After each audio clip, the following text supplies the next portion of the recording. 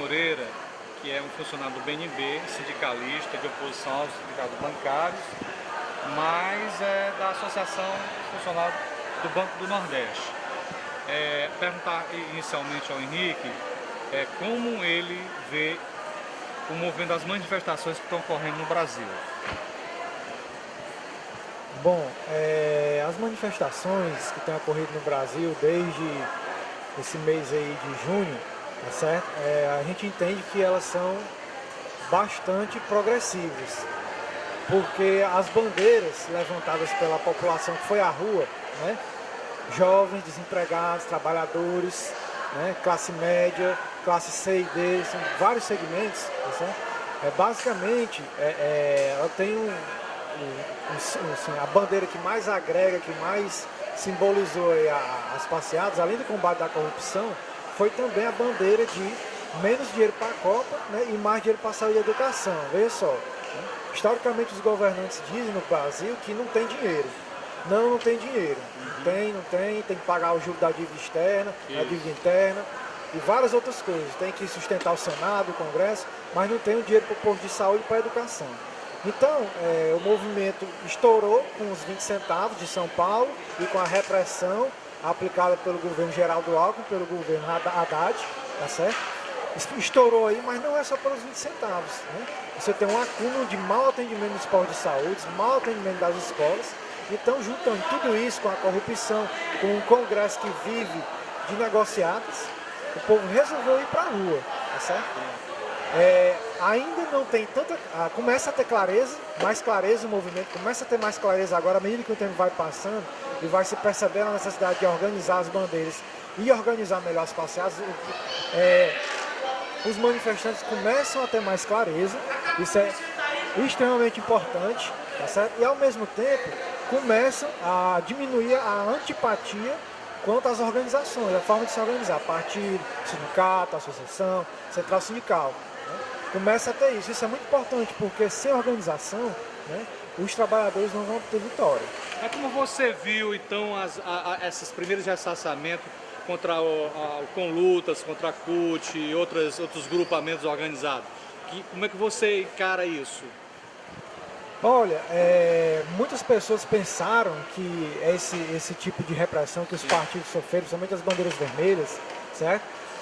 Caracterizavam que as manifestações eram regressivas, inclusive com possibilidade de golpe de Estado da direita e derrubada do governo. Né? Isso para nós é um tremendo exagero, não existe essa possibilidade para nós, estar descartada. Tá certo? O que acontece? Existe um sentimento apartidário e também antipartidário, mas ele tem, vamos dizer assim, uma dimensão progressiva e uma dimensão regressiva. Qual é a dimensão progressiva? É que está contra, tá certo? Essa forma de fazer política que predomina no país, na base da negociata e no acordão, tá certo? Na corrupção, tá certo? Então isso é muito importante, né?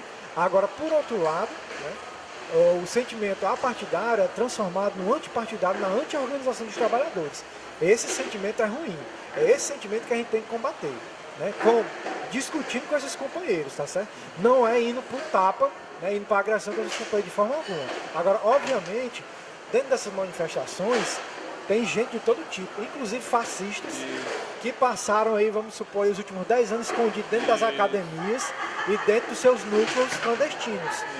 Vão para as passeatas e, basicamente, eles vão em dois grupos. O grupo da agitação, que grita a palavra de ordem contra a esquerda, e grupos para agredir fisicamente.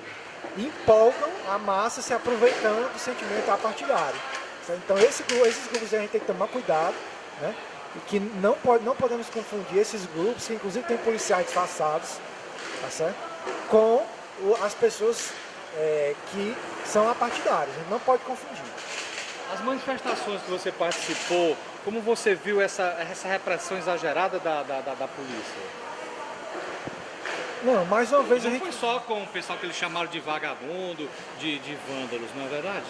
Com certeza. Eu estive presente nas manifestações, tá certo? Há grupos mais, vamos dizer assim, mais engajados no movimento, na minha opinião, que não aceitam a repressão da polícia, tá certo? E vão para cima do choque, né? como acontece muito movimento, muita passeata. A passeata a gente não pode confundir com romaria ou com caminhadas religiosas, sem nenhum propósito, nenhuma religião que a gente vai para rezar e simplesmente pedir a Deus que resolva as coisas, não. A passeata ela vai para reivindicar e em muitos momentos ela pode se enfrentar com a polícia, porque o aparato do Estado capitalista, a primeira razão de existir dele é para proteger a propriedade privada. Então, o que aconteceu com essas manifestações foi a proteção da propriedade privada do estádio e do evento público da Copa que está acontecendo com dinheiro público. Essa foi a primeira coisa que aconteceu. Ao mesmo tempo, obviamente, o Estado capitalista e a classe dominante ela não quer que os trabalhadores se organizem, os jovens, então ela vai lá para reprimir. As bombas de gás, elas não atingiram somente os grupos mais radicais que estavam à frente. Elas atingiram as pessoas que estavam lá, inclusive, discutindo com os companheiros para que não fosse para agressão. Certo? Nós temos vários depoimentos no Facebook nesse sentido. Henrique, como você está encarando agora essa caminhada do dia 11, que vamos dizer assim, todas as centrais sindicais se uniram para fazer uma grande manifestação. Quer dizer que as manifestações de rua pautaram o movimento sindical? Na minha opinião, as manifestações de rua, elas também têm um recado para o movimento sindical. Tem um recado para os partidos, para o governo e tem uns recados para o movimento sindical.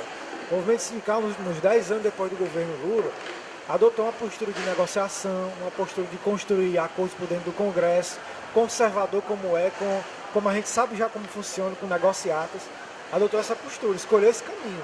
Né? Então, por exemplo, aqui na nossa categoria nós temos várias limitações na campanha salarial com foco em reajuste de 7%, em PLR. Então, a manifestação na rua deu esse recado sim. Inclusive, na minha opinião, o movimento sindical está respondendo atrasado. Isso tem acontecido, não vale dizer, isso tem acontecido não só no Brasil. Tá certo? Na Europa, aconteceu basicamente a mesma coisa. Primeiro foi os movimentos de juventude, desgarrados através do Facebook e tal, e o movimento sindical veio atrás. Tá certo? Veio atrás. Bom, é importante entrar sem dúvida, porque sem o movimento operário, sem os professores, sem os bancários, sem os petroleiros, fica difícil a gente obter vitória. Né? A entrada desses movimentos vai qualificar e dar mais força ao movimento. Então é muito importante, ainda que atrasado, é muito importante que entre. Né?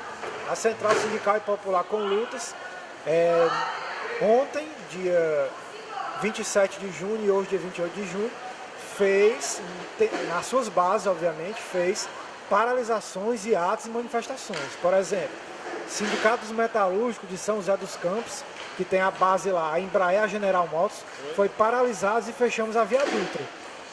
Foi uma manifestação que nós fizemos, com a nossa pequena força, mas fizemos.